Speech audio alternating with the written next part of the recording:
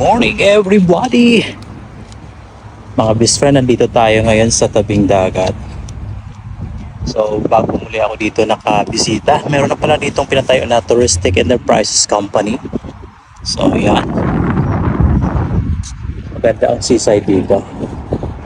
So habang tayo naglalakad doon sa papuntang Dalampasigan, magkuha tayo ng pang reels.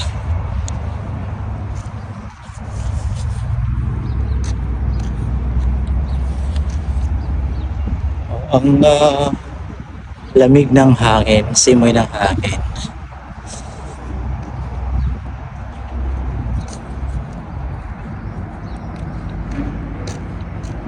Diba maganda ang panahon, maganda ang kalangitan.